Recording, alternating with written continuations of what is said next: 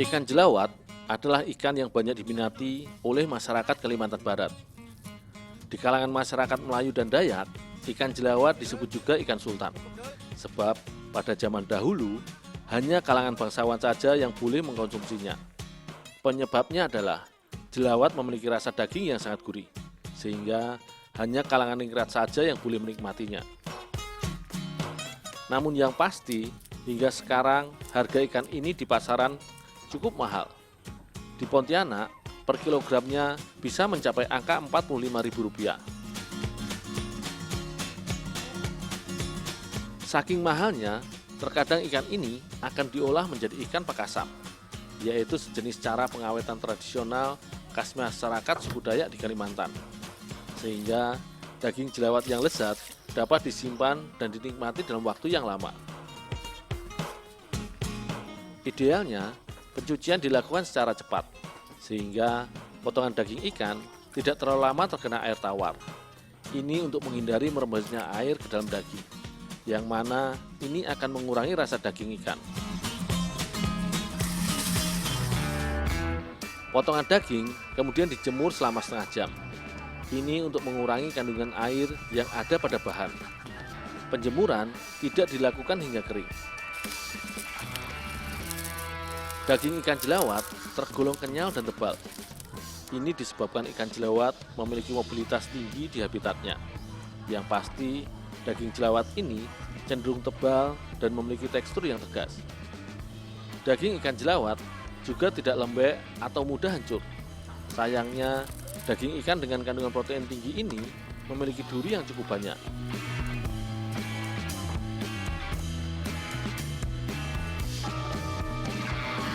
Beras adalah bahan klasik dalam membuat fermentasi secara tradisional. Beras harus dimasak dahulu hingga matang menjadi nasi. Memasak nasi untuk dijadikan bahan fermentasi tidak boleh dikukus, tetapi seperti memasak nasi untuk liwet.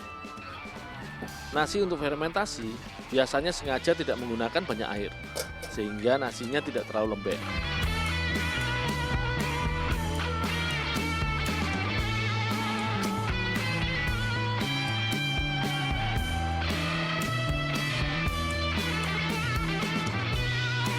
Nasi kemudian didinginkan di atas nyiru.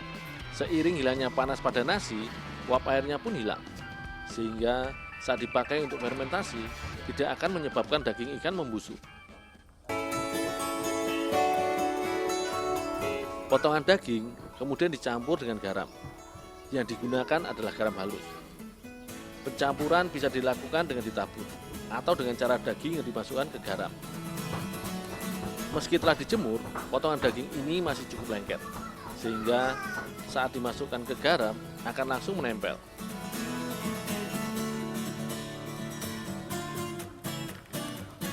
Nasi kemudian ditambahkan sebagai bahan pencampuran kedua. Inilah yang akan memicu proses fermentasi pada olahan pakasam. Beras akan memicu munculnya bakteri asam laktat dalam jumlah tertentu, sehingga rasa daging yang diolah praktis akan memiliki rasa asam yang khas. Di daerah lain, ikan pakasam ada yang menyebutnya bekasam, bekasem, atau pakasam. Tetapi, inti dari proses ini adalah mengawetkan bahan makanan, sehingga lauk pauk seperti daging ikan tersebut dapat dinikmati untuk jangka waktu yang lama.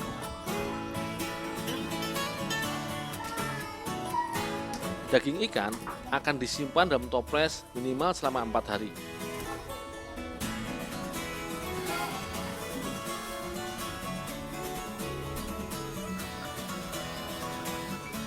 Saat hendak diolah, ikan pakasam harus dicuci dahulu sebentar.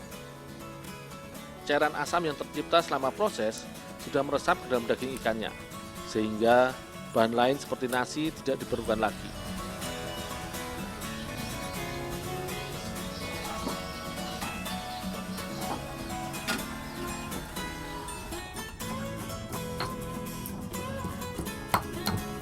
Ikan pakasam sebenarnya dapat diolah sesuai selera. Ada yang menggorengnya begitu saja, tetapi ada juga yang menyukai olahan jenis lain. Salah satunya adalah pakasam asam pedas. Bumbunya tidak jauh berbeda dengan bumbu olahan ikan bersantan. Hanya saja ada penambahan asam cukup banyak. Bumbu yang dihaluskan juga cukup banyak.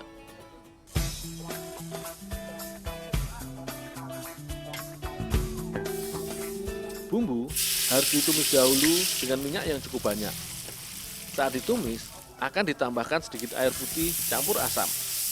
Barulah kemudian dimasukkan potongan ikan pekasam jelawatnya.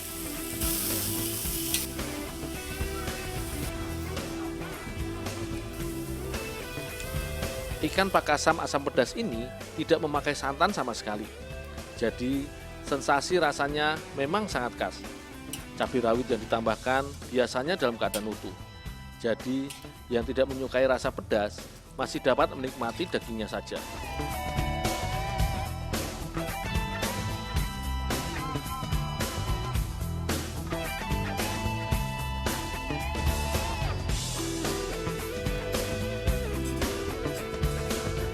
Di Indonesia, olahan pakasam sering diolah oleh penduduk Sumatera dan Kalimantan. Olahan ini memang identik dengan masyarakat Melayu dan Dayak. Dengan olahan khas ini, protein pada ikan air tawar dapat dinikmati dengan lebih nikmat.